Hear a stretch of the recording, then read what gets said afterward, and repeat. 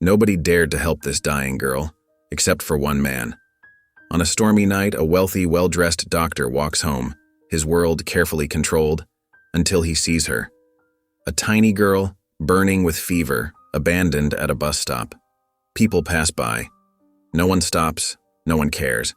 And for a moment, neither does he. But then, a weak voice cuts through the rain. "Mister, help me." Rushing her to the hospital, he faces a devastating truth. No ID, no guardian, no treatment. Now, he must make an impossible choice. Walk away, or risk everything to save her. Before we get into the story, comment below where in the world you are watching from today. The rain drummed against the sidewalk in an endless rhythm, turning the city streets into rivers of reflected neon light. James Whitmore walked with precise steps, his polished shoes splashing through puddles that mirrored the flickering street lamps above. His wool coat, though expensive and well-tailored, felt heavy with the evening's moisture, but he barely noticed. These Thursday night dinners had become a ritual of emptiness, a hollow echo of happier times. The French restaurant's leftovers swung in a paper bag at his side, the handles growing damp in the downpour. Eleanor had always insisted on taking home what they couldn't finish, saying it was a sin to waste good food. Now he did it out of habit, though the portions often ended up in the trash. Some habits were harder to break than others. Thunder rolled overhead, and James lifted his eyes to the dark sky. 2 years had passed since Eleanor's death, but the weight of her absence still pressed against his chest like a physical thing. The city seemed colder now, more distant, as if her warmth had somehow made even New York's harsh edges softer. He walked past storefronts with darkened windows, their displays casting weak halos in the rain. A taxi splashed by, its yellow blur reflecting off the wet asphalt. The streets were unusually quiet for this time of night, with only a few hurried pedestrians rushing past, shoulders hunched against the weather. The bus stop appeared ahead, its metal frame gleaming dully under the stuttering streetlight. James's eyes caught an unusual shape in the shadows, something small and curved, like a forgotten package. But as he drew closer, his steady stride faltered. It wasn't a package at all. A child lay curled on the metal bench, her tiny body trembling violently in the cold. Her pink sweater, several sizes too big, clung to her small frame like a second skin. Dark braids, wet and heavy, stuck to her face and neck. One foot wore a dirty sneaker, the other an equally worn sandal, a mismatched pair that spoke of desperate circumstances. James's medical training kicked in automatically, noting the signs of fever in her flushed cheeks and the way she shivered despite the heat radiating from her skin. Pneumonia, possibly. Severe dehydration, certainly. The diagnosis came unbidden, years of emergency room experience impossible to silence. A businessman in a rain-spattered suit walked past, his attention fixed on his phone's glowing screen. He sidestepped the girl without a glance, as if she were nothing more than another puddle to avoid. A woman hurried by, her heels clicking rapidly on the wet concrete as she pulled her designer coat tighter around herself. Her eyes slid past the child, as if she wasn't there at all.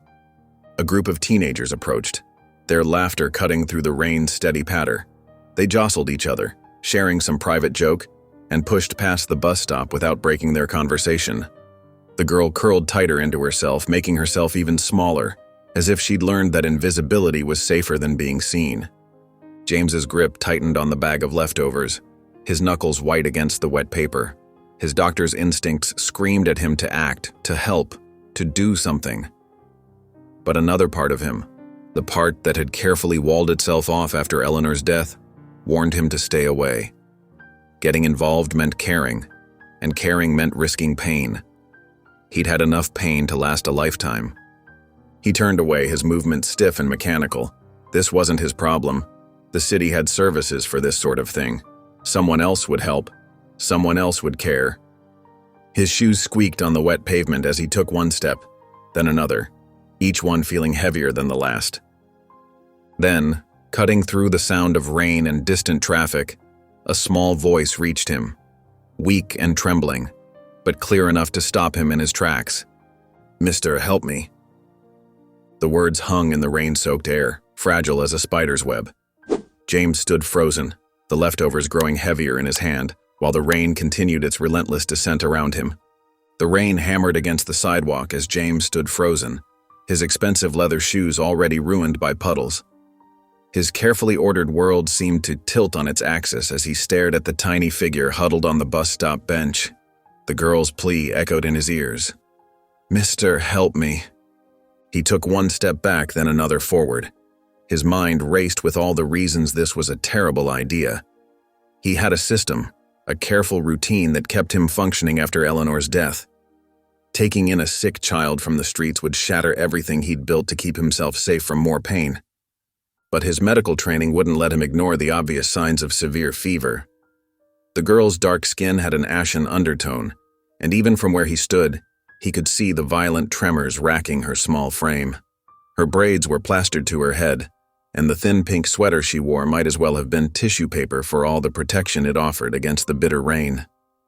James ran a hand over his face, feeling the cold droplets against his skin. "This isn't my problem," he muttered to himself. But even as the words left his mouth, he knew he was lying. The doctor in him, the part he'd tried so hard to bury after retiring, was already cataloging symptoms, considering treatments. With careful steps, he approached the bench. The girl's eyes tracked his movement, wide and wary despite the fever's glaze. She reminded him of a wounded animal, ready to bolt at the slightest wrong move. James crouched down, his knees protesting the movement. His wool coat dragged through a puddle, but he barely noticed. "Where are your parents?" he asked, keeping his voice low and steady. The same tone he'd used with frightened patients in the ER, lifetime ago. The girl just stared at him, her small chest rising and falling with rapid breaths. Then, slowly, she reached out one tiny hand and grabbed his coat sleeve. Her fingers were ice cold and trembling, but her grip was surprisingly strong. Something in James's chest constricted painfully. Without allowing himself to think too much about what he was doing, he leaned forward. "I'm going to pick you up now," he said quietly. "We need to get you somewhere warm and dry." The girl didn't resist as he gathered her into his arms. The moment he lifted her, his heart sank further. She weighed almost nothing, like lifting a bundle of wet newspapers. Her head lolled against his shoulder, her skin burning through his wet clothes. James stepped to the curb, raising his free hand to hail a cab. Several passed by before one finally slowed, its yellow paint gleaming dully in the rain. The driver, a middle-aged man with salt and pepper hair, took one look at James's burden and started shaking his head. "Sorry, mister," the driver said through his cracked window. "Can't take no sick kids. Seats'll get ruined." James drew himself up to his full height, feeling a familiar mantle settle over his shoulders. It had been 2 years since he'd commanded an operating room, but some things you never forgot. "I'll pay triple the fare and cover any cleaning costs," he said, his voice carrying the kind of authority that brooked no argument. "Now open the door." The driver, his license identified him as Carlos, hesitated for another moment before sighing and hitting the unlock button. "Your money," he muttered. James carefully maneuvered into the back seat, trying not to jostle the girl. She whimpered softly as he settled her against his chest, her small hands clutching weakly at his coat. Up close, he could see the dark circles under her eyes, the chapped state of her lips. How long had she been out there in the rain? Hours? Days? "Mount Sinai Hospital," he told Carlos, who nodded and pulled away from the curb. The girl's eyes fluttered closed as the cab merged into traffic, her breathing shallow but steady against James's chest. He adjusted his hold, trying to share what warmth he could through his wet clothes. Her fever was worryingly high. He could feel it even through layers of fabric. Water dripped from his hair onto his collar, and his once pristine suit was probably ruined. The careful order of his Thursday night routine lay in shambles around him. And yet, as the cab sped through the rain-slicked streets, James couldn't bring himself to regret his decision. The question that plagued him, however, grew louder with each passing block. What the hell am I doing? He had no answer. All he knew was that this tiny, fever-racked child had somehow broken through 2 years of carefully maintained isolation with a simple plea for help. And now here he sat, in the back of a cab with a stranger's sick child in his arms, heading toward a hospital he'd sworn never to enter again after Eleanor's death. The girl shifted slightly in his arms, a small sound of distress escaping her lips. Without thinking, James found himself humming softly, the same melody he used to hum to nervous patients before surgery. The tension in her tiny frame eased slightly, and she settled more heavily against his chest. The fluorescent lights of the emergency room cast harsh shadows across James's face as he burst through the sliding doors, the small girl cradled against his chest. Her breathing had grown more labored during the cab ride, each tiny wheeze sending a spike of worry through his heart. The sterile air hit them like a wall, a familiar smell that once meant purpose and control to James. Now, it just felt cold and unwelcoming. "I need help here." His voice carried the authority of his years as a surgeon, cutting through the quiet buzz of the late-night emergency room. A few heads turned, but no one moved with the urgency he expected. The girl shivered against him, her thin sweater still damp from the rain. A nurse at the intake desk barely glanced up from her computer screen. "Sir, you'll need to fill out these forms first." She slid a clipboard across the counter, the papers crisp and official. James felt his jaw tighten. This child has a dangerous fever. She needs immediate medical attention. He shifted the girl in his arms, trying to keep her head supported. Her dark braids were coming undone, wisps of hair clinging to her fevered forehead. The nurse, Jessica according to her name tag, finally looked up, her expression professionally detached. "I understand your concern, sir, but we have protocols. Without proper identification or a legal guardian present, she's 5 years old." James's voice rose, drawing more attention from the waiting room. A security guard shifted his weight, watching the scene unfold. "You're telling me you're going to let a child die because of paperwork?" Jessica's face hardened slightly. "Sir, please lower your voice. We can't admit a minor without proper documentation or guardian consent. It's hospital policy." She glanced at the trembling child. "We can call Child Protective Services. She needs help now." The girl stirred at his outburst, her small fingers tightening their grip on his coat. Her eyes fluttered open, glazed with fever, and found his face. "Please don't leave me," she whispered, the words barely audible.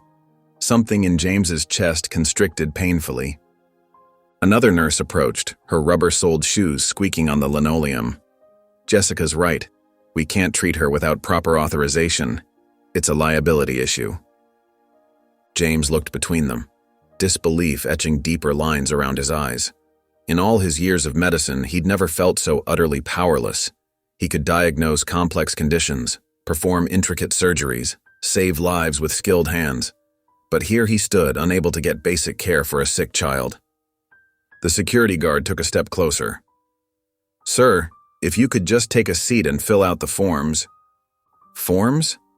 James's voice was quiet now, dangerous. "While this child's fever climbs? While she gets worse?" He could feel the heat radiating from her small body, knew the risks of leaving a fever this high untreated. Jessica sighed, clearly uncomfortable but unmoved.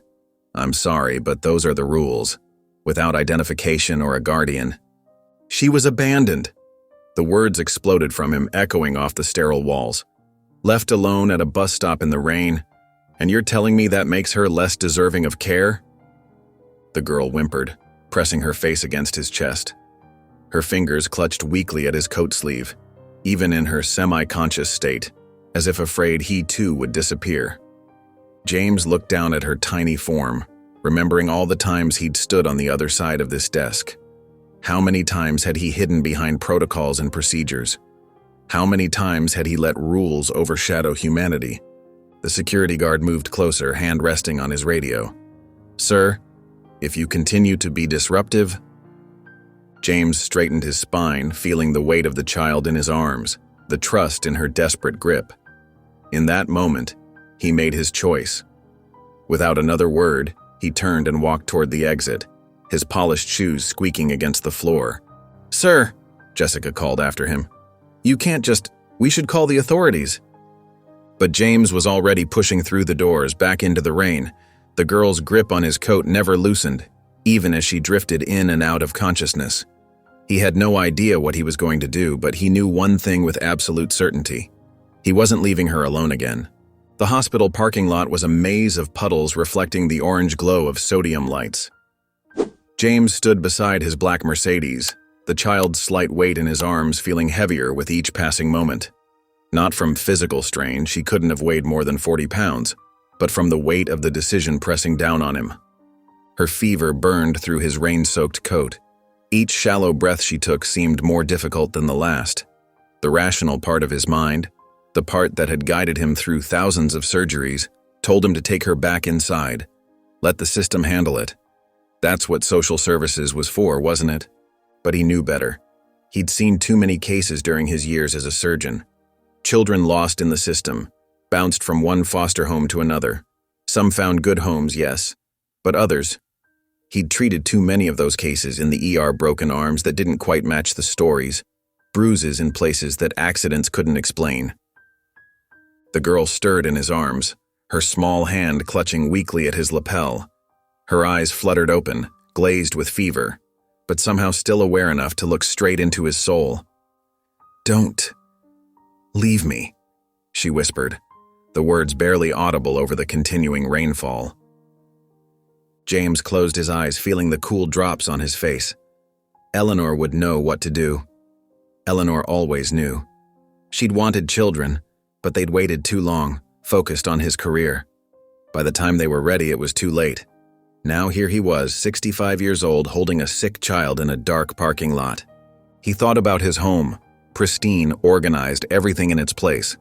No toys scattered across the floor, no cheerful drawings on the refrigerator, no sticky fingerprints on the windows. Just silence and order, maintained with military precision since Eleanor's death. The girl coughed, a wet, rattling sound that made his doctor's instincts scream in alarm. She needed medicine. She needed care. She needed someone to fight for her. A police car cruised slowly through the parking lot, its lights off, but its presence a reminder of what would happen if he went back inside. They'd take her. She'd become a case number, a file in a cabinet, another child lost in a system too overwhelmed to care properly for the ones it already had. "What's your name?" he asked softly, surprising himself with the gentleness in his voice. She hadn't spoken more than a few words since he'd found her. Her eyes opened again, struggling to focus on his face. "Amara," she whispered. "Amara," he repeated, testing the name. It was beautiful, strong. "I'm James." She nodded slightly, then curled closer to his chest, seeking warmth. Her trust in him was absolute, unconditional, the kind of trust only a child could give, the kind that came with enormous responsibility. James looked back at the hospital entrance. Through the glass doors, he could see the nurse who'd turned them away, still sitting at her station, probably filling out paperwork. Following protocol, doing her job. His jaw clenched. The medical supplies he needed were still in his home office. He'd never gotten around to disposing of them after retirement. He had the knowledge to treat her fever, to monitor her condition. He had a spare room that hadn't been opened since Eleanor died, still furnished with the guest bed they'd kept hoping their friends' grandchildren would use during visits. Lightning flashed across the sky, followed by a low rumble of thunder. Amara whimpered, pressing her face against his coat. "Shh," he soothed automatically, his hand moving to stroke her rain-dampened hair. The gesture felt foreign, yet somehow natural. "It's all right." James took a deep breath, straightening his shoulders. The decision had probably been made the moment he'd first stopped at that bus stop, though he hadn't known it then. Sometimes life gave you second chances in the most unexpected ways. He shifted Amara carefully in his arms, fishing his car keys from his pocket. The Mercedes chirped softly as he unlocked it, the sound almost lost in the rainfall. With gentle movements that belied his age, he opened the back door and laid her across the leather seat. "We're going home," he told her, shrugging off his wet coat and tucking it around her small form. Her only response was a slight nod, her eyes already closing again. James slid behind the wheel, his clothes soaked and his heart racing with equal measures of fear and determination. As he started the engine, He caught a glimpse of himself in the rearview mirror. For the first time in 2 years, the empty look in his eyes was gone, replaced by something else. Purpose. He put the car in drive and pulled away from the hospital, leaving behind the sterile halls and rigid rules. In the back seat, Amara slept, her breathing still labored but steady. James merged onto the rain-slicked street, heading toward home, and whatever consequences tomorrow might bring. The elevator doors opened silently to the top floor of the luxury apartment building. James shifted the unconscious child in his arms, her wet clothes seeping through his already soaked shirt. His footsteps echoed in the empty hallway as he approached his penthouse door, fumbling with the keys one-handed before managing to unlock it. The apartment was dark and silent, exactly as he'd left it hours ago. He kicked the door shut behind him, not bothering with the lights at first. The city's glow filtered through floor-to-ceiling windows, casting long shadows across his pristine hardwood floors. The space was immaculate, everything in its proper place, every surface gleaming. It was a testament to order, to control, to solitude. James carried the girl down the hallway, past photographs of happier times, him and Eleanor at their wedding, at the beach, at countless dinner parties. The frames were dustless, but the memories they held felt distant now, like artifacts from another life. The guest bedroom door creaked slightly as he pushed it open. Eleanor had decorated this room years ago, insisting they needed a proper space for visitors. But no one had slept here since she passed. The bed remained perfectly made, decorative pillows arranged just as she'd left them. James carefully laid the child on top of the crisp white duvet, her small form looking impossibly tiny against the queen-sized mattress. In the soft light from the hallway, he could see her more clearly now. Her pink sweater was threadbare, her mismatched shoes caked with mud. Her dark braids were coming undone, wet strands clinging to her face. She looked even younger than he'd first thought, maybe 4 or 5 years old. Her breathing was shallow and rapid, her skin hot to the touch. James shrugged off his ruined wool coat, draping it over a chair. His doctor's instincts took over as he moved with practiced efficiency to his home office. The medical kit was where it had always been, gathering dust in the bottom drawer of his desk. Old habits died hard. He'd kept it stocked even after retirement. Back in the guest room, he set the kit on the bedside table and got to work. Her temperature was 103.8, dangerously high. He retrieved a washcloth from the ensuite bathroom, soaking it in cool water before placing it gently on her forehead. Her pulse was rapid but steady. No obvious injuries besides some minor scrapes and bruises. Dehydrated, certainly malnourished, but stable for now. James found himself falling into the familiar rhythm of patient care, checking vitals, monitoring breathing, adjusting the cool compress. It was easier than thinking about what he'd just done. Easier than acknowledging how this child's presence had already begun to disrupt the careful order of his life. He looked around the room, at the stark white walls, the modern art pieces Eleanor had chosen, the complete absence of anything child-friendly or warm. What was he thinking? Bringing her here? This wasn't a home for a child. This was barely a home at all anymore, just a place where he existed, going through the motions of living. The girl shifted slightly in her sleep, her small hand clutching at the duvet. Something unfamiliar stirred in James's chest as he watched her. It wasn't quite concern. He'd felt plenty of that for patients over the years. This was different, more personal, more frightening. He stood abruptly, needing space to think. The medical kit lay open on the bedside table, supplies scattered in a way that would have normally bothered him. But right now, he couldn't bring himself to care about the disorder. His carefully controlled world was already tilting on its axis. James moved toward the door, his footsteps silent on the plush carpet. He needed a drink, needed to figure out what the hell he was going to do next. Just as his hand touched the doorknob, a piercing scream shattered the silence of the apartment. The scream pierced the quiet apartment like shattered glass. James spun around, his heart hammering in his chest. The little girl was thrashing wildly in the guest bed, her tiny body tangled in the expensive Egyptian cotton sheets. Her eyes were squeezed shut, face contorted in terror as another gut-wrenching scream tore from her throat. This wasn't a normal nightmare. James had seen enough trauma in his years as a surgeon to recognize the difference. This was something deeper, darker, the kind of fear that lived in your bones. "Hey, it's okay," he said, keeping his voice low as he approached the bed. Her movements became more frantic, like she was fighting off invisible hands. Sweat beaded on her forehead, her braids coming undone as she thrashed. James reached out, barely touching her shoulder. The reaction was immediate and violent. The girl's eyes flew open, unseeing at first, clouded with fever and fear. She scrambled backward until she hit the headboard, pressing herself against it as if trying to disappear into the wood. No, don't hurt me." The words came out in a terrified sob. Her small arms flew up to cover her head, making herself as small as possible. The gesture was practiced, automatic. The movement of someone who had learned how to protect themselves from blows. James froze, his hand still suspended in the air. The sight of her cowering made his stomach turn. In all his years as a surgeon, he'd seen cases of abuse, had treated children who flinched at sudden movements.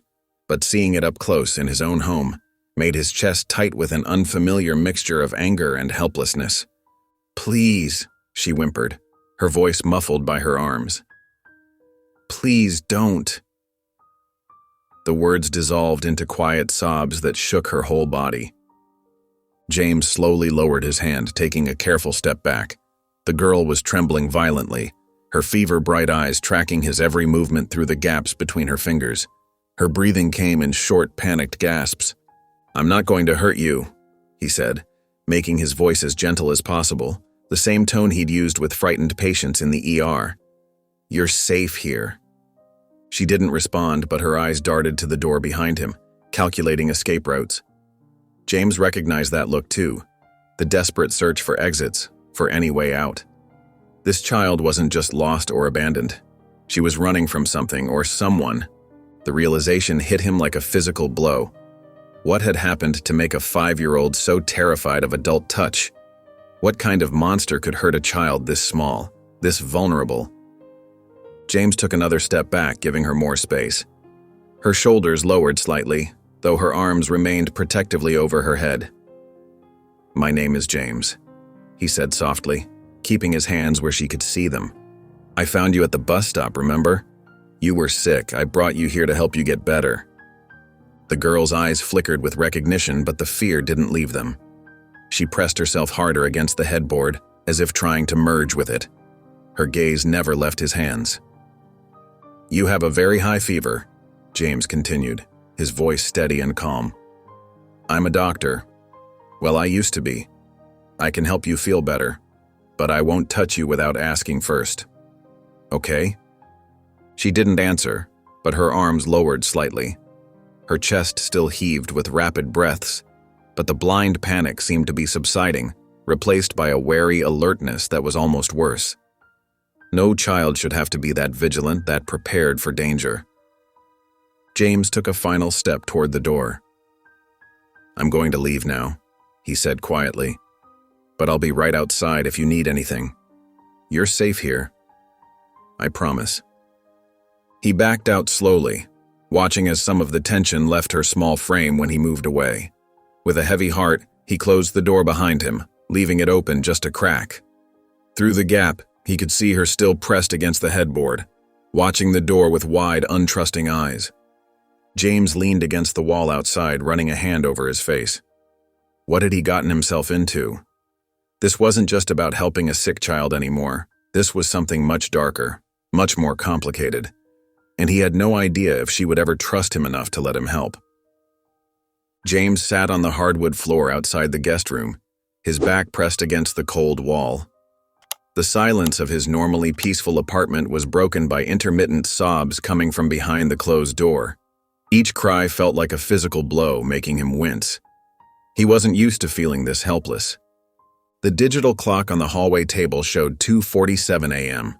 His muscles ached from sitting on the floor, and his still damp clothes clung uncomfortably to his skin. But he couldn't bring himself to move, not while she was crying. Another sob pierced the quiet, softer this time, but filled with such raw pain that it made his chest tighten. James closed his eyes and leaned his head back against the doorframe. What would Eleanor have done? She always knew exactly how to comfort people, how to make them feel safe. It was one of the countless things he'd loved about her. The thought of Eleanor brought a familiar ache to his heart. She had wanted children so badly. They had tried for years, gone through countless treatments, but it never happened. Eventually, they'd accepted it wasn't meant to be. Eleanor had thrown herself into volunteer work at the children's hospital instead, spreading her love to kids who needed it most. "You have such a big heart," she used to tell him. "You just keep it locked away too tight." She would have known what to do right now. She would have gone into that room without hesitation, would have known exactly what to say to calm the terrified child. Another sob echoed from the room, followed by quiet whimpers. James's hands clenched into fists. He felt useless, sitting here while she cried. But the way she had looked at him earlier, that pure terror in her eyes, told him she needed space more than comfort right now, especially from a stranger, especially from a man. The clock ticked past 3 a.m. James thought about the hospital, how quickly they had dismissed her. No ID, no guardian, just another lost child in a city full of them. The system would have swallowed her up, passed her around like an unwanted package until she aged out or ran away. He couldn't let that happen. Not after seeing the fear in her eyes, the signs of whatever trauma she was running from. Eleanor would have wanted him to help. She always said everyone deserved a chance at safety, at love. "Sometimes," she'd told him once, "the family you choose is more important than the one you're born into." The sobs gradually grew quieter, spaced further apart. James stayed where he was, listening to her breathing slowly, even out.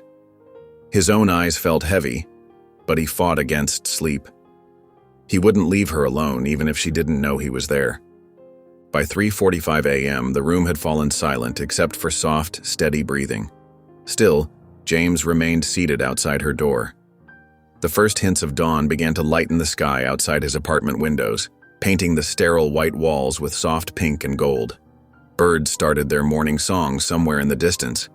His joints protested as he finally stood up at 6 a.m., muscles stiff from hours on the hard floor. He stretched, wincing at the pops in his back, and looked at the closed door one last time. Then he headed toward the kitchen, his footsteps quiet on the polished floors. James opened his refrigerator, staring at the carefully organized shelves.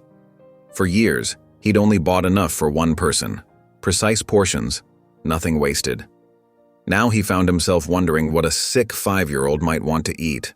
What would help bring down her fever? He pulled out eggs, milk, and butter. Eleanor had always made French toast when people were sick. Comfort food, she'd called it, for the body and the soul.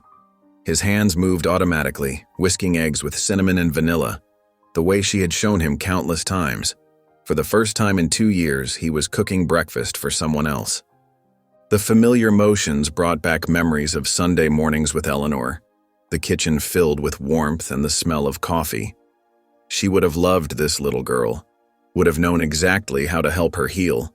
James might not have her natural ability to comfort others, but he could at least try to provide what this child so desperately needed: safety, care, and maybe, eventually, trust. The sun rose fully over the city as James finished cooking, casting long shadows across his kitchen counter. He arranged the French toast on a plate, adding fresh berries from the farmer's market, another habit from his life with Eleanor. It wasn't much, but it was a start, a first step toward whatever this new chapter might bring. The morning light filtered through the pristine windows of James's penthouse kitchen, casting long shadows across the polished granite countertops. James stood at the stove, a spatula held awkwardly in his hand as he watched the eggs scramble in the pan. The sizzling sound filled the quiet space, accompanied only by the soft hum of the refrigerator. He couldn't remember the last time he'd cooked breakfast. After Eleanor died, meals had become a mechanical affair, something to be endured rather than enjoyed. Usually it was just coffee and maybe a piece of toast, eaten while standing at the counter and reading the morning paper. But now here he was, carefully monitoring the consistency of scrambled eggs, trying to remember how Eleanor used to make them. Should they be fluffy? Firm? What would a child want? The questions tumbled through his mind as he added a pinch of salt, then second-guessed himself. Maybe that was too much salt for a child? James shook his head, feeling completely out of his depth. The eggs were just eggs, but somehow they represented everything uncertain about the situation. He'd spent decades in operating rooms, making split-second decisions that meant life or death. Yet here he was, paralyzed by the simple task of making breakfast for a 5-year-old. He transferred the eggs onto a small white plate, adding 2 pieces of buttered toast on the side. The setup looked stark against the dark wooden table, like everything else in his minimalist apartment. Eleanor would have known how to make it more inviting, maybe with a glass of orange juice or some fruit, but he hadn't thought that far ahead. James set the plate down at the far end of the table, away from his usual spot. He wanted to give her space, to let her know she didn't have to sit right next to him. The fork looked enormous next to the small portion of food, and he quickly swapped it for a smaller one from the drawer. He expected to eat alone, to leave the plate there until she felt safe enough to emerge from the guest room. But then, a slight movement caught his eye. There, in the shadowed hallway entrance, stood Amara. She was so small, barely reaching the height of the doorknob. Her braids were messy from sleep, and she wore the same pink sweater from last night, now dry but wrinkled. Her eyes darted around the kitchen, taking in every detail, every possible exit, the behavior of someone used to needing escape routes. James remained perfectly still, not wanting to startle her. He gestured toward the plate with a slight nod, then stepped back, giving her clear path to the table. "Breakfast," he said simply, keeping his voice low and gentle. "If you're hungry." Amara's gaze fixed on the food, then flicked back to him, calculating. Slowly, with the cautious movements of a small animal approaching an unknown situation, she edged into the kitchen. Her bare feet made no sound on the hardwood floor as she approached the chair. James busied himself with pouring a cup of coffee, pretending not to watch as she carefully climbed onto the chair. It was too big for her. Her feet dangled well above the floor, and she had to reach up to properly access the plate. He should have thought of that, should have had a booster seat or something. But then again, 12 hours ago, he'd had no reason to own anything child-sized. The first bite was tentative, just a tiny forkful of eggs. She chewed slowly, testing, as if expecting something to be wrong with the food. But after swallowing, she took another bite, then another.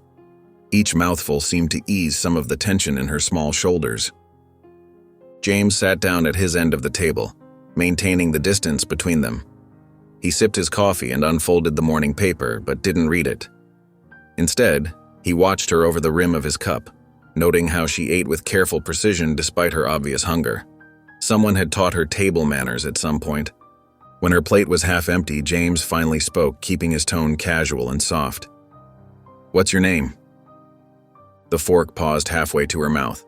For a long moment, there was only silence, broken by the distant sound of traffic outside. James didn't push, didn't repeat the question. He simply waited, letting her decide if she wanted to answer. Finally, her voice came out as barely more than a whisper, so quiet he almost missed it. "Amara." James nodded slowly, accepting this small offering of trust. "Okay, Amara," he said, his voice equally soft. "Let's figure this out." She didn't respond, but she didn't retreat either. Instead, she took another bite of eggs, her eyes still watching him carefully. It wasn't much, just a name, just a shared breakfast, but it was a start. For now, that would have to be enough. The morning light filtered through the floor-to-ceiling windows of James's penthouse kitchen, casting long shadows across the polished granite countertops. The space felt different now, less sterile, less empty, despite its pristine appearance. James sat at the kitchen table, his own plate untouched, watching the small girl across from him take careful, measured bites of scrambled eggs.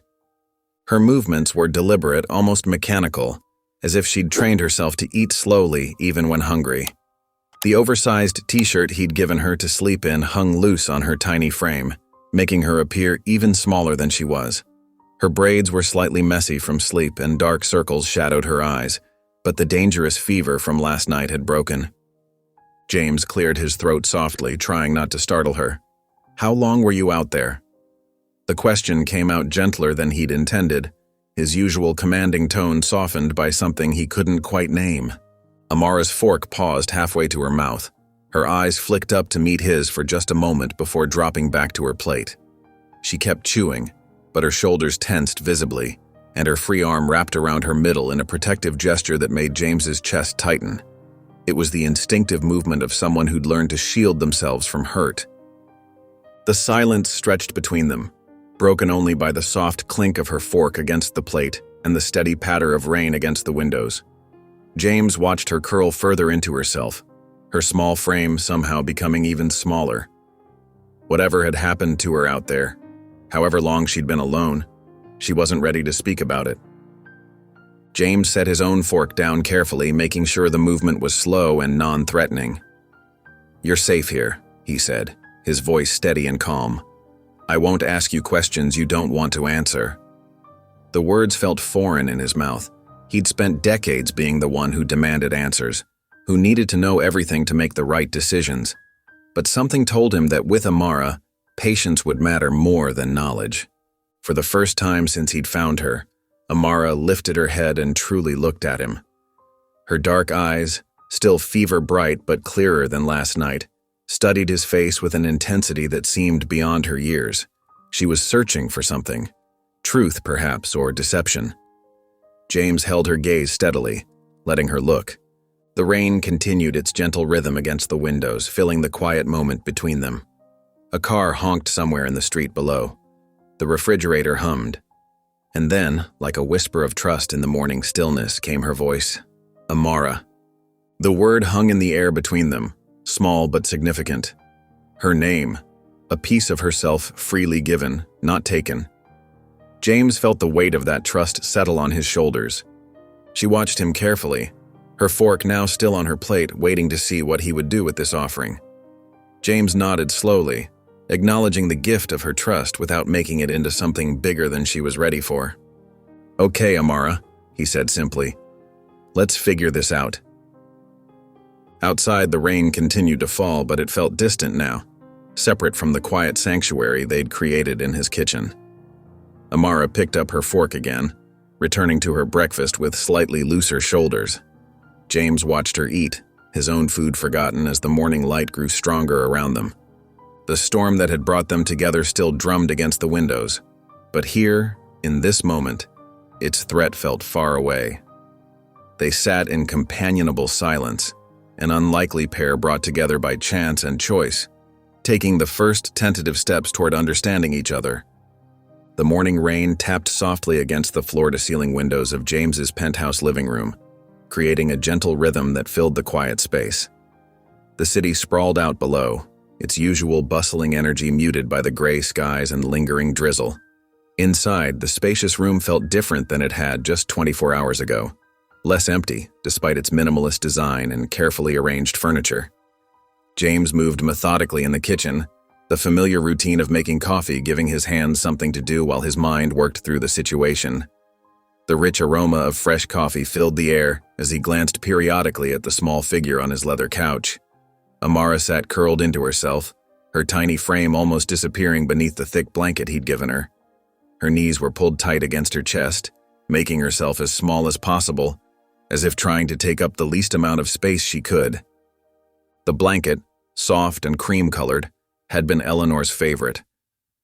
James hadn't touched it since before. But when he'd seen Amara shivering slightly that morning, he'd retrieved it from the closet without hesitation. Now, watching her fingers grip the edges of it, he felt an unexpected warmth in his chest. Eleanor would have approved. Steam rose from the coffee maker as James prepared a tray. His movements were careful, deliberate, trying not to make any sudden gestures that might startle her. He arranged 2 pieces of toast on a plate, the bread perfectly golden brown. Next to it, he placed a mug of chamomile tea, remembering how his wife used to say it was gentle on an empty stomach. He added a small pot of honey and some butter, arranging everything just so. The hardwood floors were silent under his measured steps as he carried the tray to the coffee table. Amara's eyes tracked his movement, but she didn't flinch away this time, a small improvement from earlier. James set the tray down without a word and settled into his leather armchair, deliberately choosing a seat that gave her plenty of space. He didn't tell her to eat, didn't even look at her directly. Instead, he picked up his coffee cup and gazed out at the rain-washed city, giving her the freedom to choose. The silence between them wasn't comfortable yet, but it wasn't as tense as before. Minutes ticked by on the elegant wall clock, its soft clicking the only sound besides the rain. James sipped his coffee slowly, remembering how Eleanor had always known exactly what to say in moments like this. He'd never had her gift for words, for making people feel at ease. But maybe, he thought, sometimes silence was its own kind of kindness. From the corner of his eye, he saw movement. Amara's small hand emerged from the blanket, hesitating for a moment before reaching for a piece of toast. Her movements were still cautious, but different from before. Less like she was stealing something she wasn't supposed to have, more like she was accepting something offered. She took a small bite, then another. The honey pot remained untouched, but she ate the plain toast with careful, deliberate bites. James felt something in his chest loosen slightly. It was the first time she'd taken food without that look of desperate fear in her eyes, without glancing at him for permission with each bite. The rain continued its gentle pattern against the windows as they sat in shared silence. Amara remained curled up, but her shoulders had relaxed slightly beneath the blanket. She finished the first piece of toast and after a brief pause reached for the second one. James nodded slightly to himself, acknowledging the small victory. These were baby steps, tiny movements toward trust. But as he watched her wrap her small fingers around the warm mug of tea, bringing it carefully to her lips, he knew these small steps mattered. They were building something, brick by careful brick. What that something was, he wasn't quite sure yet. But for now, this moment of tentative peace was enough. The rain began to slow outside, patches of pale sunlight breaking through the clouds. Amara's reflection in the window looked less like a frightened animal and more like what she was, a small child wrapped in a soft blanket, allowing herself, perhaps for the first time in a long while, to feel safe enough to simply be. The afternoon sun cast warm shadows through the study's windows, illuminating the rows of leather-bound medical texts and reference books that lined the walls. James sat at his mahogany desk, pretending to read through some paperwork while secretly watching Amara from the corner of his eye.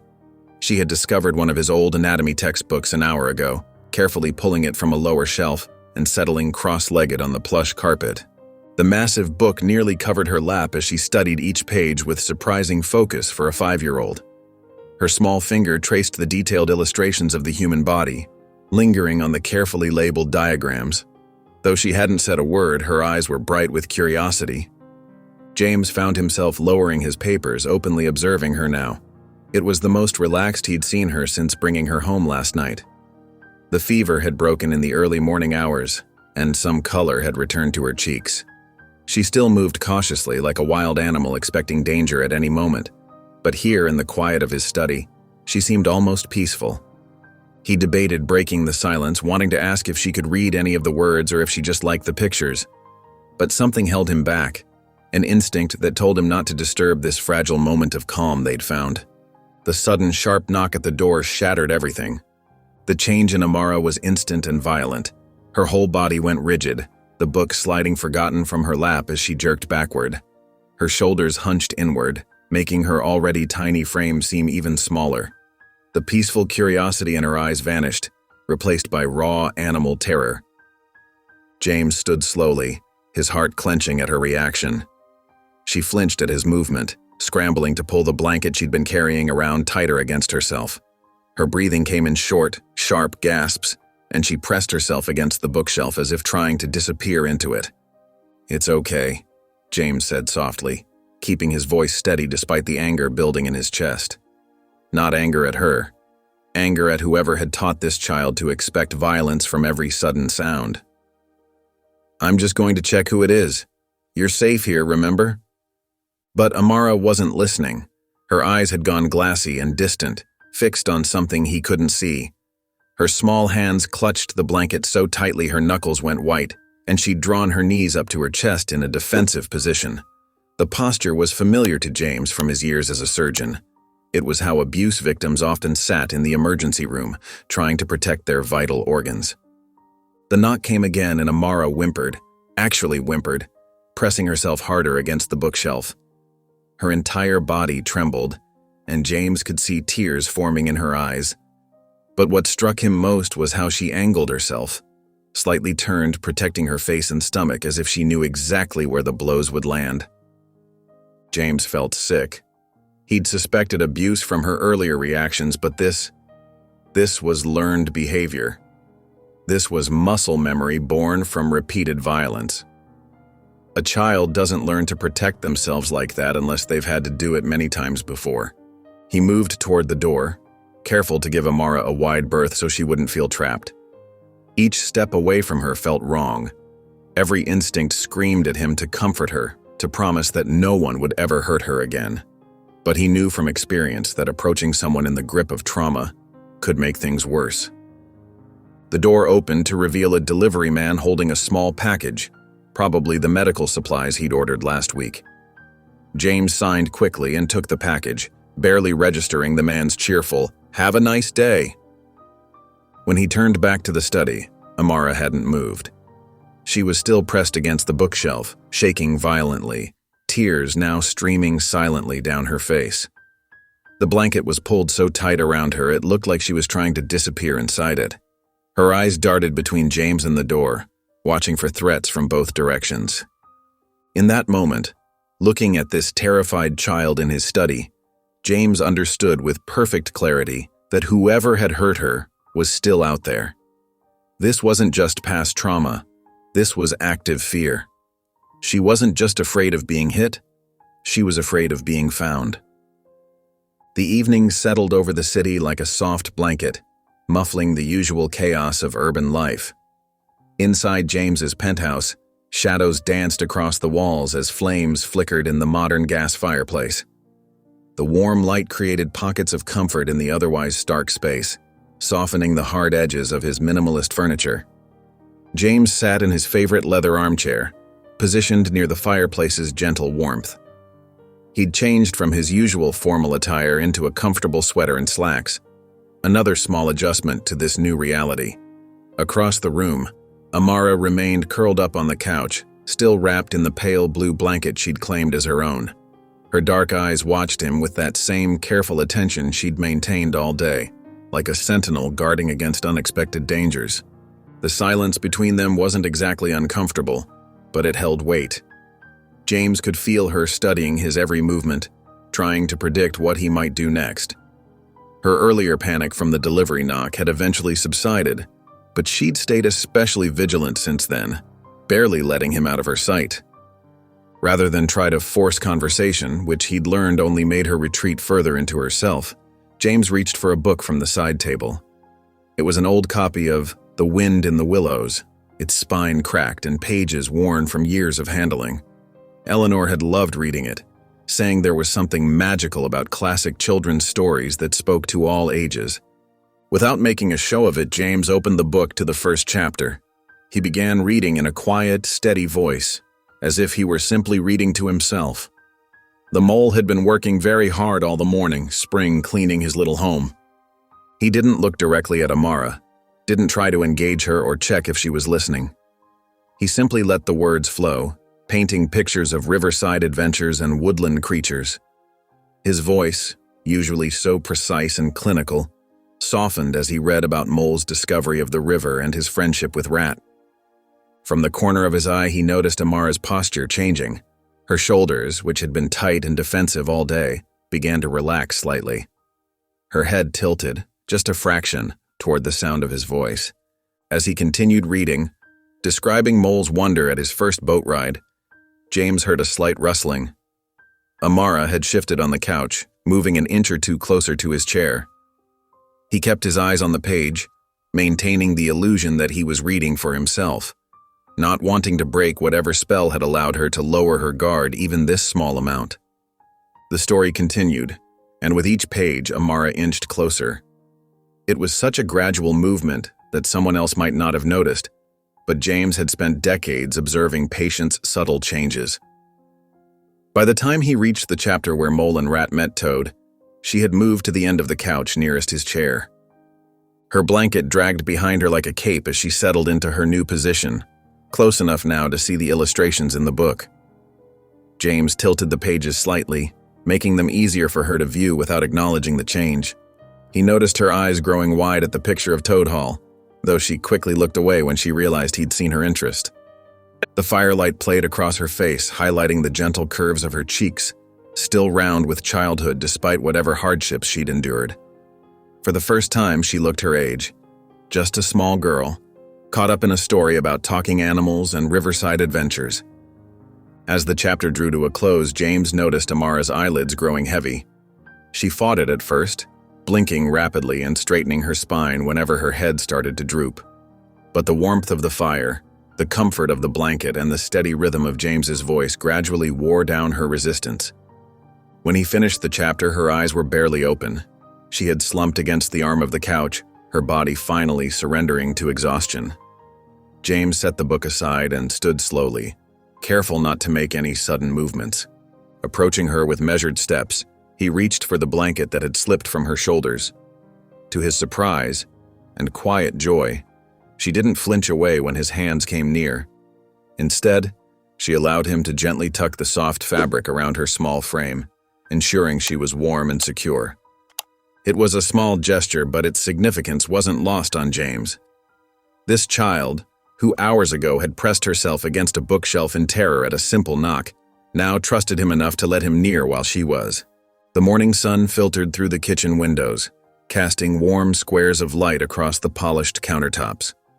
James stood at the stove, his usual pristine appearance slightly rumpled, his sleeves rolled up, a light dusting of flour on his dark pants. He hadn't cooked pancakes in years, not since Eleanor. But this morning felt different. Amara sat at the kitchen table, her small frame perched carefully on the edge of the chair.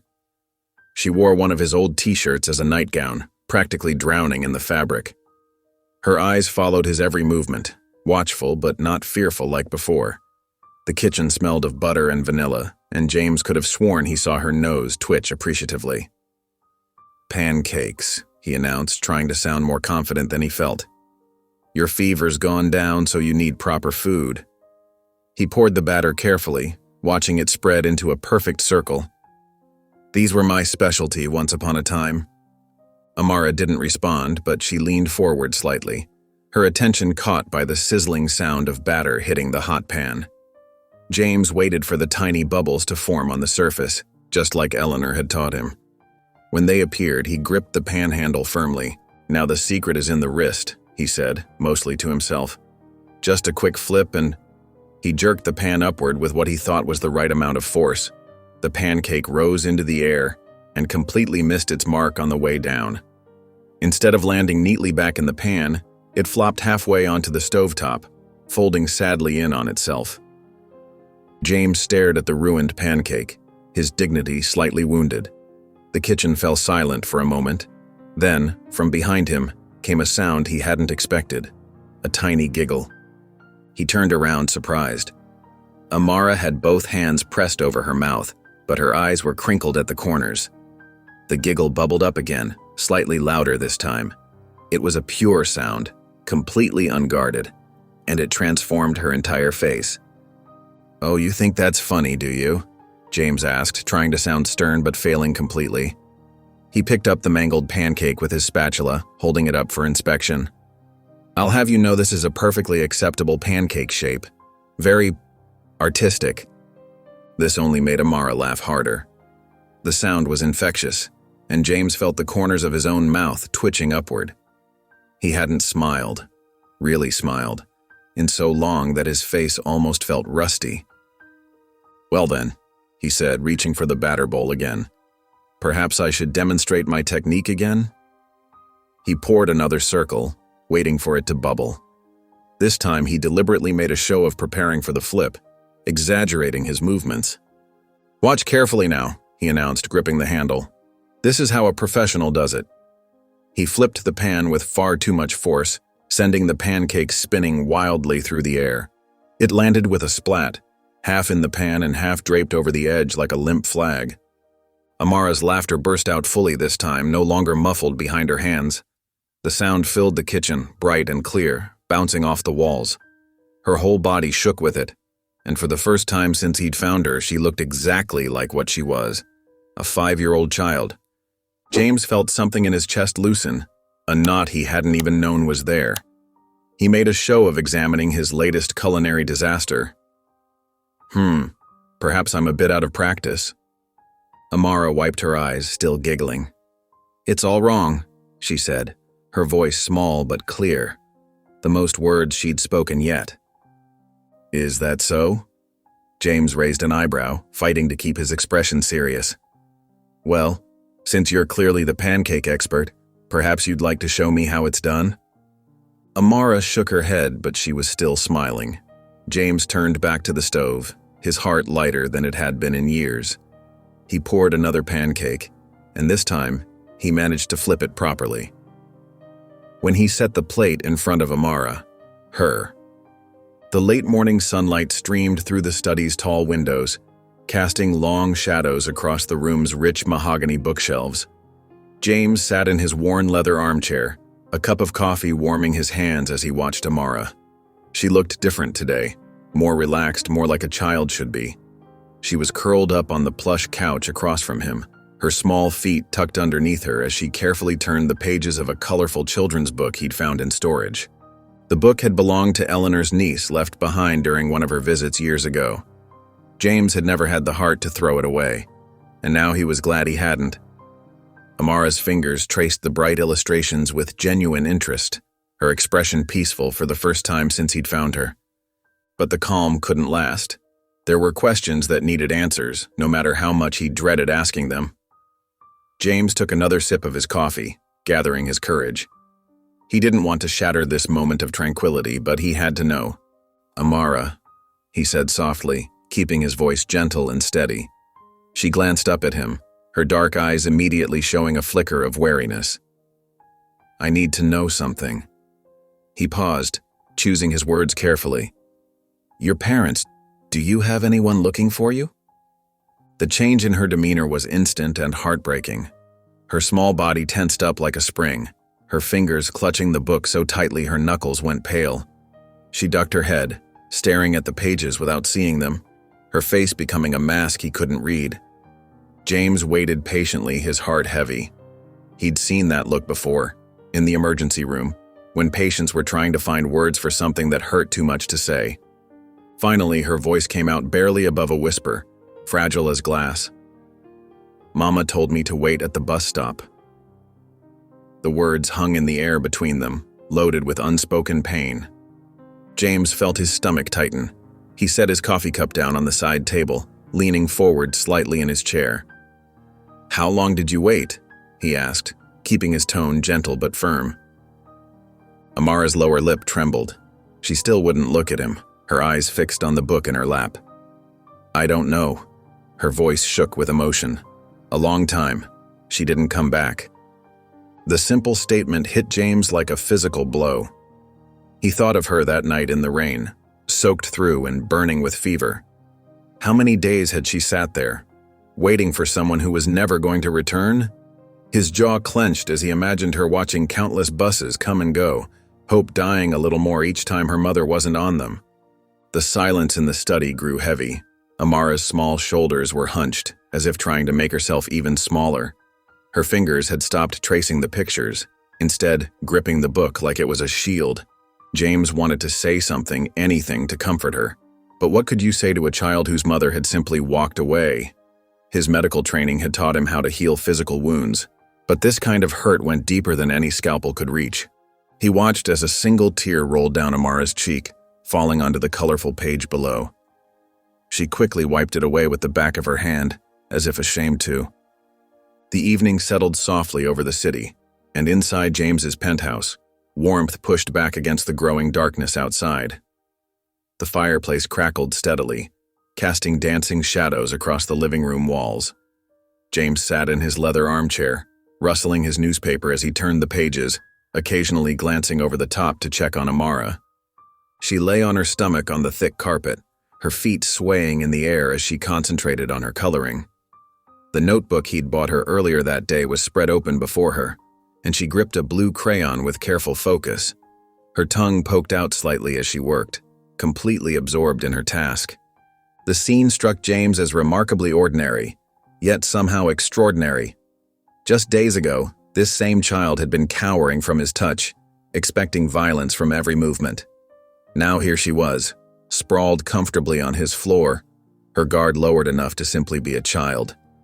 The fire popped, sending a spark against the glass barrier, but Amara didn't flinch this time.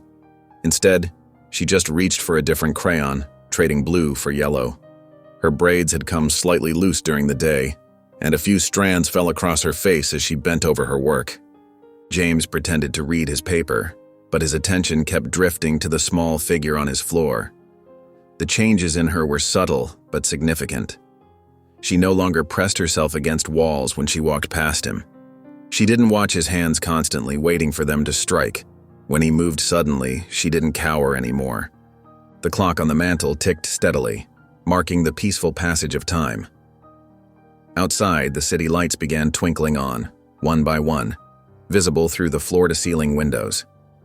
The warm glow of table lamps and firelight created a cozy bubble around them, shutting out the world beyond. James noticed Amara's coloring becoming less focused, her movements slower. Her head dipped once, then again, before she caught herself. She blinked hard, clearly fighting against sleep, but her small body was losing the battle. The yellow crayon slipped from her fingers, rolling a few inches across the paper. Without any fuss or apparent fear, Amara pushed herself up from the floor. She moved slowly, sleepily, to the nearby couch. James watched from behind his paper as she climbed up and curled herself into a tight ball, like a small cat finding its favorite spot. Her eyes fluttered closed, then open, then closed again. James kept his paper raised, giving her the privacy to drift off without feeling watched. He could hear her breathing evening out, becoming deeper and more regular. When he was certain she was asleep, he lowered the newspaper and looked at her properly. She looked impossibly small on his large couch, her knees pulled up to her chest, one hand tucked under her cheek. In sleep, her face relaxed completely, showing none of the wariness that usually marked her features. She looked, finally, like what she was, just a little girl, vulnerable and trusting. Moving quietly, James set his paper aside and stood. He walked to the hall closet, his footsteps silent on the thick carpet, and retrieved a soft blanket. Returning to the living room, he carefully unfolded it and draped it over Amara's sleeping form. She didn't stir at all, a stark contrast to just days ago when the slightest movement would wake her in panic. As he adjusted the blanket around her shoulders, James was struck by how natural the gesture felt. It wasn't something he had to think about. His hands just knew what to do, as if they'd been tucking children in for years. The realization made him pause. Looking around his living room, James saw it with new eyes. The space that had been so carefully maintained, so pristine and untouched, now showed signs of life. Amara's crayons were scattered on the floor beside her notebook. A half-empty glass of milk sat on the coffee table. Her small shoes were kicked off near the couch, one lying on its side. These small disruptions to his ordered world should have bothered him. For years, he'd maintained rigid control over his environment, everything in its proper place. But somehow, these little signs of Amara's presence didn't feel like disruptions at all. They felt like his home was waking up from a long sleep, coming back to life after years of stillness. The fire crackled softly, and James stood there watching the flames dance. The emptiness that had filled these rooms for so long seemed to have retreated, pushed back by the simple presence of a sleeping child. For the first time since Eleanor died, the silence in his home didn't feel heavy or oppressive. It felt peaceful, protective, like a blanket wrapped around them both. The morning sun filtered through the floor-to-ceiling windows of James's penthouse, casting long rectangles of light across the polished hardwood floors. James moved quietly through his kitchen, his movements precise and careful as he measured coffee grounds into the filter. The familiar routine felt different now, weighted with a new purpose. His eyes drifted regularly to the living room where Amara slept peacefully on the couch, her small form rising and falling with each breath under the thick blanket he'd draped over her last night. The coffee maker hummed softly, and James allowed himself a moment to lean against the counter, watching the little girl sleep. In just a few days, her presence had transformed his sterile apartment into something warmer, more alive. Even the morning silence felt different. Not empty anymore, but full of possibility. A sharp knock at the door shattered the peaceful moment. James straightened immediately, his body tensing. The knock came again, more insistent this time. He glanced at Amara, but she hadn't stirred, exhausted from days of fear and running. Moving silently across the floor, James approached the door, his heart beating faster with each step. Through the peephole, he saw two figures in professional attire, a woman in her early 40s with a stern expression and a younger man holding a leather portfolio. James recognized the look immediately. Government workers, probably social services. His stomach tightened as he realized the hospital must have reported him. Taking a deep breath, James opened the door, keeping his body positioned to block their view into the apartment. "Dr. Whitmore?" the woman asked, her voice clipped and professional. She held up a badge. "I'm Ms. Carter from Child Protective Services, and this is my colleague, Mr. Reynolds. We received an anonymous report about a missing child. We need to talk." James's fingers tightened on the doorframe. His mind raced through options, but he knew this moment had been inevitable. The hospital would have been legally obligated to report him after he'd walked out with Amara. "May we come in?" Mr. Reynolds asked, his tone carefully neutral but his eyes trying to peer past James into the apartment. "No," James said firmly, stepping into the hallway and pulling the door mostly closed behind him. "You're not taking her." Ms. Carter's expression hardened slightly. "Dr. Whitmore, we understand you may have developed an attachment, but harboring an unidentified minor is a serious offense. We need to ensure the child's safety and locate her family." "She was abandoned," James said, keeping his voice low but intense.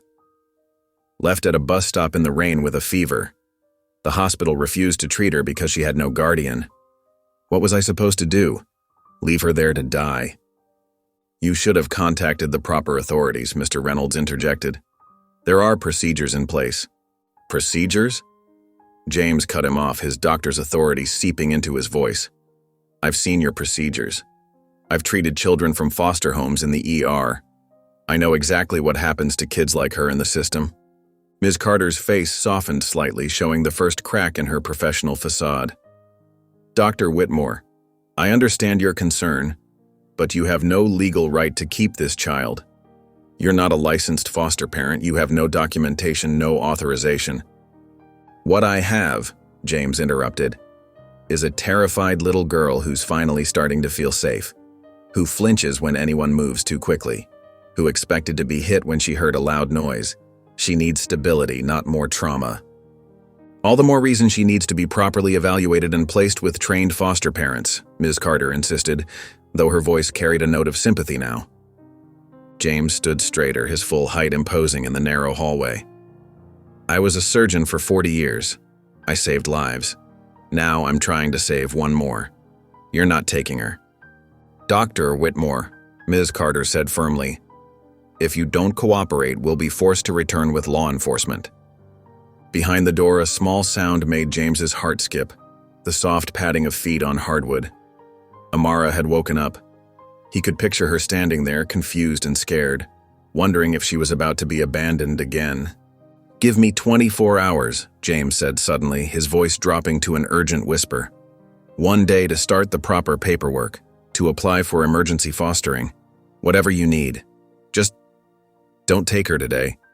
She's finally starting to trust someone." Ms. Carter and Mr. Reynolds exchanged looks. For a long moment, no one spoke. Finally, Ms. Carter pulled out a business card. 24 hours, she said, her voice professional but her eyes understanding. "I'll expect your call tomorrow morning to begin the proper procedures. If I don't hear from you, we will return with a court order."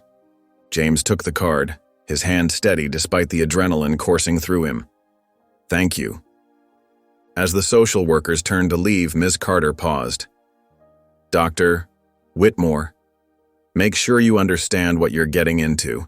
Caring for a traumatized child isn't easy. It's not something you can just walk away from." James met her gaze firmly. "I know exactly what I'm doing." He waited until they disappeared into the elevator before opening his door again. Amara stood in the middle of the living room, her small face pinched with worry, the blanket clutched around her shoulders like armor. James stood in the hallway outside his penthouse, his tall frame blocking the doorway as he faced the two CPS agents. Ms. Carter, a woman in her early 40s wearing a neat gray suit, adjusted her wire-rimmed glasses with practiced precision. Her colleague, a younger man with close-cropped hair, held a leather portfolio tight against his chest. "Dr. Whitmore," Ms. Carter began, her tone measured but firm. "We're not here to take her, but we need to confirm she's safe." James's jaw clenched, the muscles working beneath his skin. "Safe." His voice came out low and controlled, but there was an edge to it that made both agents shift slightly. "She was dying when I found her, burning with fever on a bus stop bench while everyone walked past. Where was Child Protective Services then?" Ms. Carter didn't flinch from his accusation.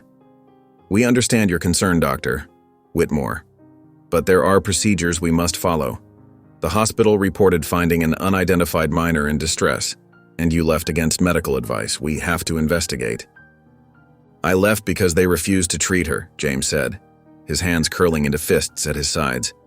"They wanted paperwork while she was burning up with fever." "Which brings us to our current situation," Ms. Carter continued, opening a thin file. "We have no records for this child, no birth certificate, no social security number, no known family members. Legally speaking, you have no right to keep her." The words hit James like a physical blow.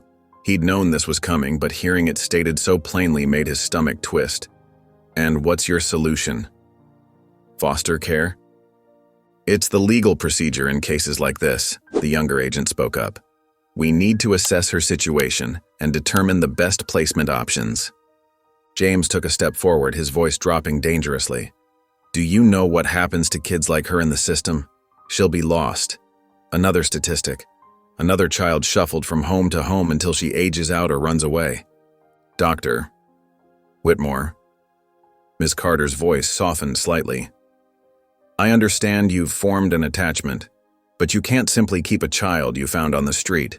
There are channels we must go through, evaluations that need to be made." "She trusts me," James said, and for the first time there was a hint of desperation in his voice. "Do you know how long it took for her to stop flinching every time I moved? To let me near her? She's been hurt before, abandoned. She needs stability, not more trauma."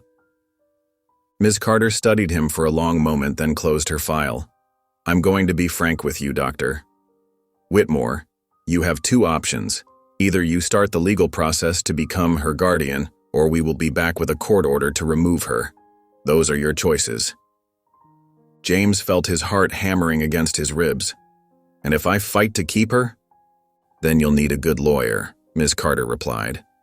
"You'll need to prove you can provide a stable home environment. Your age will be a factor. Your emotional state since your wife's passing will be examined. It won't be easy." "How long do I have?" "We'll give you 48 hours to begin the legal process," Ms. Carter said. "After that, we'll have no choice but to take her into state custody."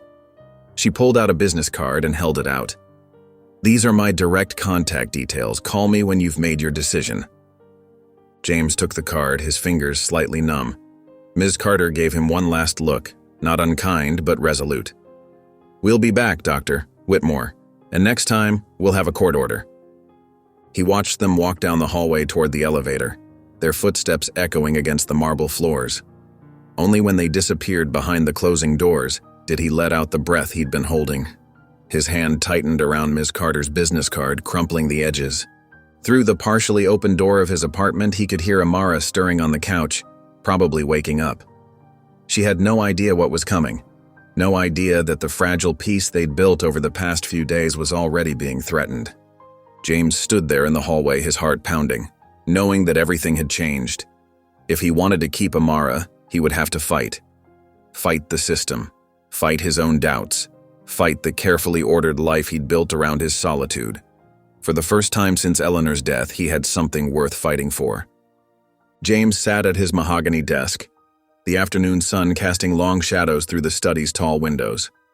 His fingers traced the smooth surface of his phone, hesitating for just a moment before picking it up. The weight of the decision pressed heavily on his shoulders, but the sound of Amara's soft breathing from the living room where she napped reminded him why this call was necessary.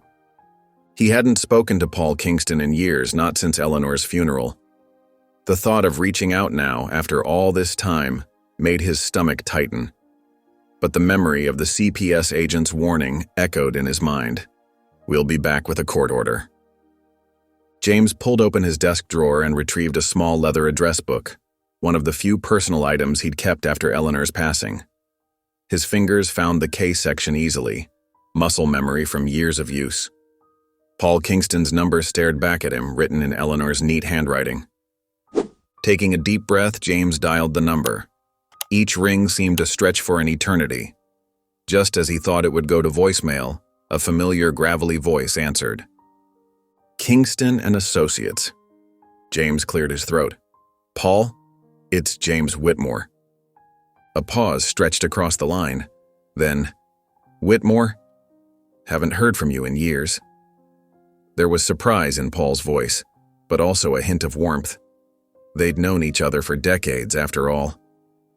"I need a lawyer," James said, his voice steady despite the tension in his chest. Another pause. "Must be serious if you're calling me after all this time." Paul's chair creaked in the background. "What kind of trouble are you in, James?" James glanced toward his study door, thinking of the little girl sleeping just beyond it. "I found a child," he began, then corrected himself. "No, I saved a child. She was abandoned, sick, dying at a bus stop. I brought her home." "Jesus, James." Paul's voice sharpened with concern. "Tell me you at least reported it?" "The hospital did that for me," James replied, his jaw tightening at the memory. "CPS showed up this morning. They're coming back with a court order." "And you want to keep her?" It wasn't a question. Paul had always been perceptive. "Yes." The word came out firm, certain. "You're talking about adoption, James. At your age, with your circumstances." Paul paused, choosing his words carefully. "The courts don't look kindly on single men in their 60s trying to adopt young children, especially when the initial contact was unconventional." "I don't care about conventional," James said, his voice taking on the same commanding tone he'd used in surgery. "She needs me, Paul, and I need your help." The line went quiet for a long moment. James could almost see Paul running a hand through his silver hair, weighing the complexities of the case. "Tell me about her," Paul finally said. "Her name is Amara. She's 5, maybe 6. Her mother abandoned her at that bus stop and never came back. She's been abused, flinches at loud noises, expects to be hit." James's voice grew tight. "She didn't trust me at first, but now she's starting to feel safe here." "And you're sure about this?" Paul asked. "This isn't just some delayed grief response over Eleanor?" James felt a flash of anger at the suggestion, but he forced himself to remain calm. "I'm sure, Paul. This isn't about Eleanor. It's about Amara." Another long pause. Then Paul sighed. "All right, James. I'll help. But you need to understand, this won't be easy.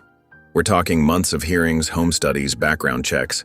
The system isn't designed to favor situations like this." "I don't need easy," James replied. "I just need possible. Come to my office tomorrow morning, 9 o'clock. Bring any documentation you have about the girl. Medical records from the hospital, anything. We'll need every advantage we can get." James nodded, even though Paul couldn't see him. "Thank you, Paul."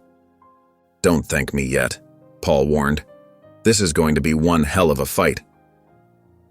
James ended the call and leaned back in his chair, staring up at the ceiling. The magnitude of what he was undertaking settled over him like a heavy blanket. He wasn't just helping Amara anymore, giving her temporary shelter until something better came along. She was his now, and he would fight with everything he had to keep her. From the living room, he heard a small whimper, Amara having another nightmare. Without hesitation, James stood and walked toward the sound, ready to remind her she was safe. That's what fathers did, after all. And somehow, without planning it, that's exactly what he had become. James sat at his desk, the morning light filtering through the study's windows, casting long shadows across the scattered papers before him. His usually immaculate workspace had transformed into organized chaos, legal documents, custody forms, and hastily scribbled notes covering every surface. The speakerphone crackled with Paul Kingston's measured voice, each word landing like a weight on James's shoulders. "CPS isn't going to back down, James," Paul said, his tone carrying decades of legal experience. "They've filed a motion to place Amara in emergency foster care. You need to be ready." James's fingers tightened on the edge of his desk, his knuckles turning white. He'd expected this, prepared for it even, but hearing it stated so plainly made his chest constrict. The peaceful morning routine he'd established with Amara, making breakfast, reading together, now felt fragile, temporary. "Tell me exactly what we're facing," James said, his voice steady despite the turmoil in his gut. "The facts aren't in our favor," Paul replied. "You have no legal claim over her, no paperwork, no guardianship rights. CPS is building their case around your age and living situation. They're arguing that a single man in his 60s isn't an appropriate guardian for a traumatized 5-year-old girl." James glanced at the calendar on his desk where he'd circled next Thursday in red ink. 7 days. That's all the time they had before the court hearing. "What are my chances?" James asked, though part of him didn't want to hear the answer. Paul's silence stretched for a moment too long. "If the judge sees you as just a temporary caretaker? Low. They'll argue that a proper foster family would be better equipped to handle her needs. Your age will work against you. Your living situation, while comfortable, isn't exactly child-friendly, and the fact that you took her home instead of following proper procedures." "I couldn't leave her there," James cut in, his voice sharp. "The hospital wouldn't help. She was burning with fever, Paul. What was I supposed to do?" "I know, James," Paul's voice softened slightly. "But the court won't see it that way. They'll see a man who circumvented the system. We need to change their perspective." James stood up, pacing the length of his study. The morning sun caught the silver in his hair, highlighting every year of his age, years that now felt like a liability rather than wisdom earned. "Then we make sure they don't see me as temporary," James said firmly. "What do we need?" "Character witnesses," Paul replied. "Evidence that you can provide a stable home. Proof that you understand her needs and are willing to make long-term changes to accommodate them. Medical records showing you've been caring for her properly. But most importantly, we need to show that removing her now would cause more harm than good." James ran a hand over his face, feeling the weight of every second ticking away. The hearings in 7 days? Thursday morning, 9 a.m., Judge Matthews presiding. She's fair but strict. We'll need everything in order before then.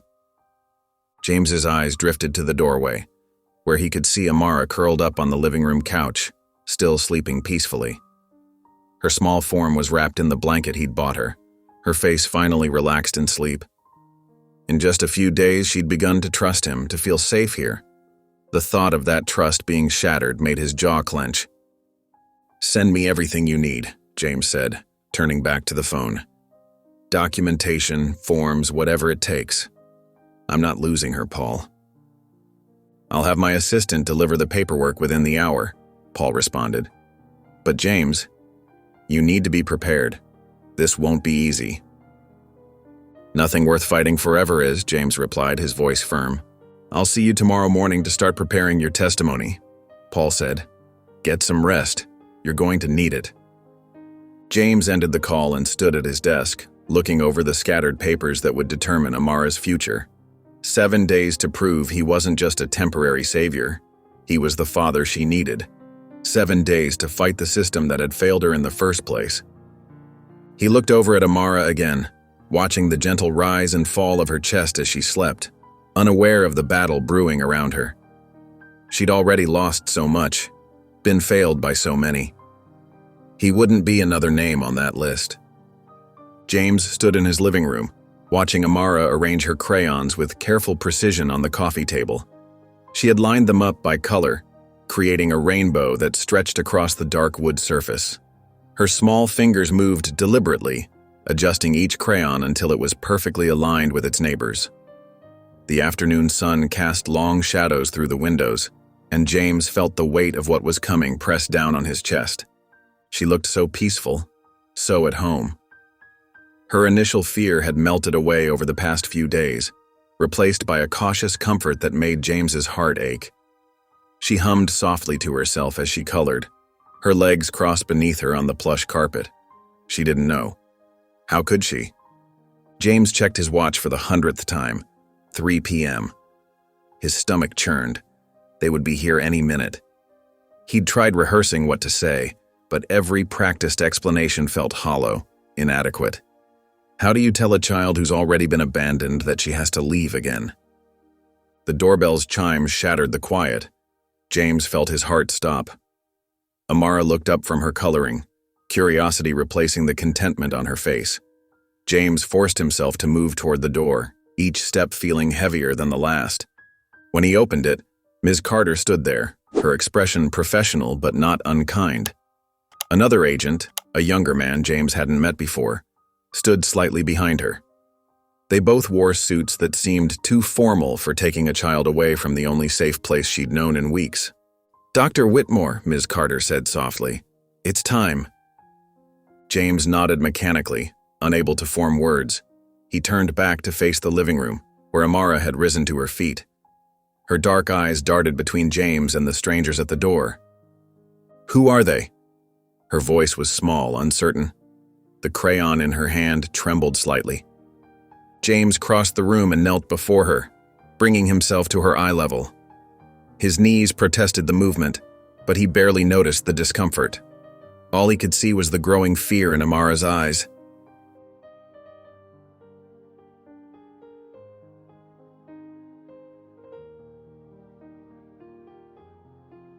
"Amara," his voice caught. He cleared his throat and tried again. "Amara, you have to go with them for a little while." The crayon fell from her hand, rolling across the floor. Her entire body went rigid, and James watched as the trust they'd built over the past few days crumbled in an instant. "No," she whispered, her voice barely audible. Her small hands shot out, gripping his sleeve with surprising strength. "You said I could stay. You said I was safe here." The accusation in her voice cut deeper than any surgical blade ever had. James felt his composure cracking. "I'm going to fix this, sweetheart. I promise." The words felt inadequate, even as he spoke them. "It's just for a little while. I'm going to do everything I can to bring you back home." "Please," Amara begged, her grip tightening on his sleeve. "I'll be good. I promise I'll be good." Tears welled in her eyes, and James had to fight to keep his own at bay. Ms. Carter stepped forward, her heels clicking softly on the hardwood floor. "Amara, honey, we need to go now. Dr. Whitmore will see you soon." But Amara wasn't listening. She launched herself at James, wrapping her arms around his neck with desperate strength. "Don't let them take me," she sobbed into his shoulder. "Please, please, don't let them take me." James held her close, breathing in the scent of her hair, trying to memorize the feeling of her small frame against his chest. His throat felt too tight to speak. Ms. Carter moved forward gently, placing a hand on Amara's shoulder. "Come on, sweetie. We need to go." It took both agents to carefully disentangle Amara from James. She fought them, her small body twisting and struggling as they lifted her away. James stood, his legs feeling unsteady beneath him. As they led her toward the door, Amara looked back at him one last time. Her face was streaked with tears, her eyes wild with fear and betrayal. "Don't let them take me."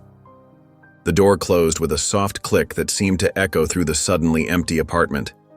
James stood motionless in his living room, surrounded by scattered crayons and half-finished drawings. For the first time in years since Eleanor's death, he felt completely and utterly powerless. James entered the courtroom, his hands shaking as he faced the judge. The CPS attorney argued that he was too old, inexperienced, and acted illegally in taking Amara from the hospital. Paul countered, emphasizing that James saved Amara's life when the system failed her. Taking the stand, James admitted his lack of experience but spoke from the heart. He had found Amara abandoned and couldn't walk away. He wanted to give her the home she deserved. The judge, unconvinced, delayed the decision, ordering a home study and character witnesses. It wasn't a victory, but it wasn't a loss either. Back at home, James felt Amara's absence keenly. Then, an unexpected call came. Nurse Rebecca Lane from the hospital. She had witnessed everything that night and wanted to help. "I took notes," she said. "If you hadn't intervened, she wouldn't have survived." Paul's eyes lit up. Her testimony could be the key. James, overwhelmed with gratitude, finally felt a glimmer of hope. Rebecca testified, confirming that James had saved Amara's life when bureaucracy would have let her die. The judge listened carefully, then deliberated. Finally, she spoke. "Despite concerns, Dr. Whitmore has shown unwavering commitment. I am awarding him full custody." James barely heard the rest. His gaze was locked on Amara, who hesitantly stepped toward him. When he knelt down, she whispered, "Does this mean I can stay?" He nodded, unable to speak. She ran into his arms, holding him tight. He had a daughter now.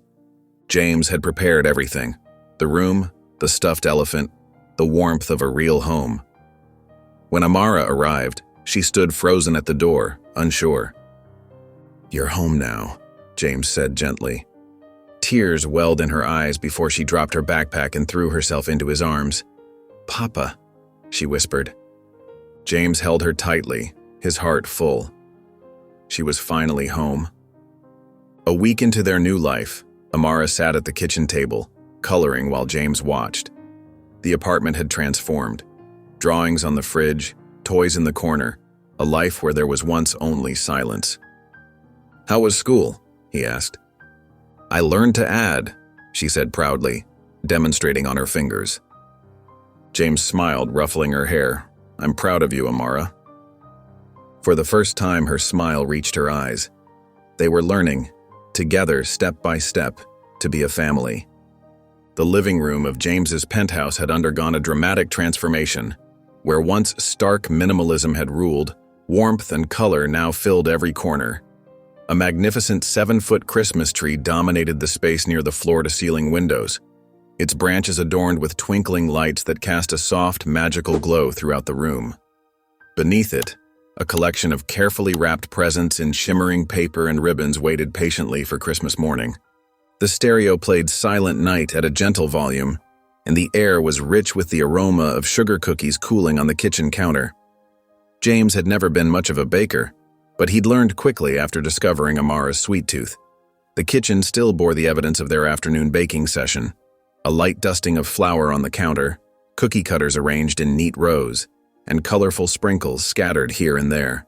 Amara stood before the tree in her favorite purple sweater, her small hands cradling a delicate glass angel. Her braids, tied neatly with red ribbons, framed her face as she carefully considered the ornament's placement. The furrow of concentration between her brows made James smile. He'd seen that same expression when she tried to get her letters just right on her schoolwork. "You're getting pretty good at this," he said, stepping beside her. His tie was loosened, and his sleeves rolled up. Gone was the meticulous surgeon, replaced by a father learning how to celebrate Christmas again. Amara glanced up at him, her dark eyes filled with a mixture of pride and uncertainty. "I've never had a Christmas tree before," she admitted softly, turning the angel over in her hands. James felt something tighten in his chest. A Christmas tree, a simple joy of childhood, something he had taken for granted all his life, was a completely new experience for her. He thought of his past holidays, the perfectly decorated trees Eleanor had insisted on, the endless gifts, the grand parties. None of them had meant as much as this moment, standing beside Amara as she experienced the magic of the season for the first time. "Well," he said, keeping his tone light even as emotion threatened to overwhelm him, "then we'll just have to make this one extra special, won't we?" He reached into the box of decorations and pulled out a strand of silver tinsel, letting it catch the soft glow of the Christmas lights. What do you think? Should we add some sparkle? Amara's eyes widened. Can I help? Of course. Here, let me show you how to drape it just right. He demonstrated carefully, spreading the tinsel so it shimmered between the branches. Amara watched intently, her fingers twitching as she committed his movements to memory before mimicking him with careful precision. They worked together in a peaceful rhythm, occasionally interrupted by Amara's thoughtful questions about where to place certain ornaments. James found himself watching her more than the tree. How she hummed softly in concentration, how she handled even the sturdiest ornaments with delicate care, how her eyes lit up every time she stepped back to admire their work. "Papa?" she asked suddenly, using the name she had only recently begun calling him. It never failed to send a jolt through his heart. "Yes, sweetheart? Can we make cookies look like the ornaments?" She pointed to a set of colorful glass baubles. "With sprinkles and everything?" James glanced over at the cooling rack on the kitchen counter, where plain sugar cookies waited for frosting. He chuckled. "I think that's a wonderful idea. We can use different colored frostings and those silver sprinkles you like." Amara beamed, her excitement evident as she placed the last ornament, a sparkly snowflake, on a branch near the front. She stepped back, tilting her head slightly to assess their work. The tree was far from professionally decorated. Some branches were overloaded, others barely adorned. But to James, it was the most beautiful tree he had ever seen. "This is the best Christmas ever," Amara whispered, still gazing at the tree in wonder. James placed a gentle hand on her shoulder, feeling her lean against him, a small gesture of trust that meant everything. The lights twinkled, reflecting in her wide eyes. Standing there, wrapped in the soft glow of Christmas lights, James realized how much his life had changed.